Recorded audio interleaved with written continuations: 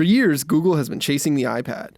It went low cost and small with the Nexus 7, then big and high resolution with the Nexus 10. With its new $399 Nexus 9 available today, Google has taken its closest shot to the iPad yet.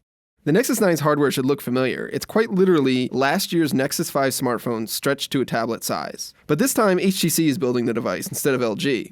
Some of HTC's influence can be found on the metal trim around the 9 and its front-facing speakers, but this is definitely a Google design through and through. The 9 is available in 3 different colors, but our review unit here is a basic soft-touch black.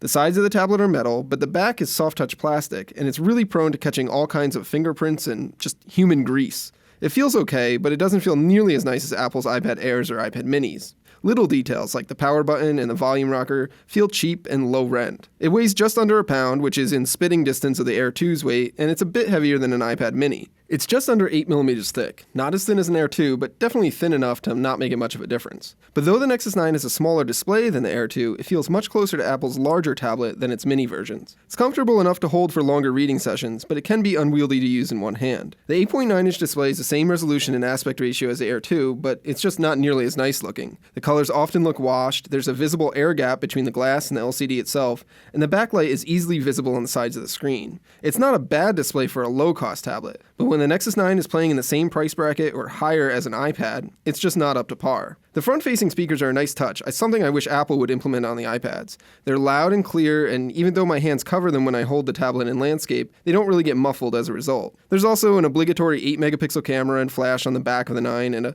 1.6-megapixel camera up front for video calls.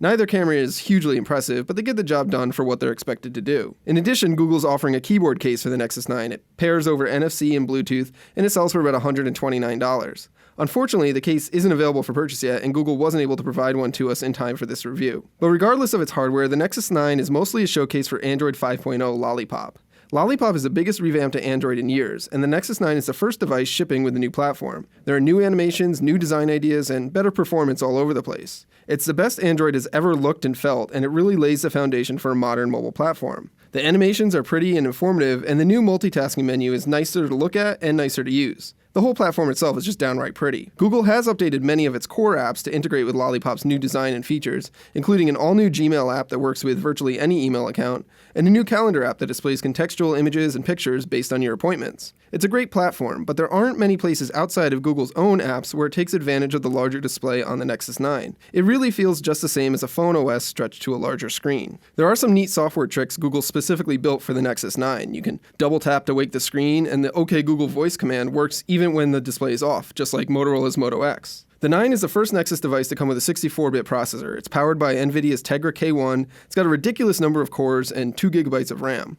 But even with all of that processing power, the 9 lags in places where it shouldn't, and apps take an awful long time to load. The 9 can handle gaming fine, and HD videos aren't a problem, but it gets really warm in a short time with just moderate activity, and it gets downright hot when it's doing something intensive, like playing Goat Simulator. The Nexus 9 is Google's best attempt at matching the iPad. But despite the new processor, better build quality, and improved display, the Nexus 9 still feels 2 steps behind where Apple is. At nearly $400 for a 16GB model, the Nexus 9 is playing in the big leagues with a minor league team, making it tough to recommend to anyone other than Android diehards.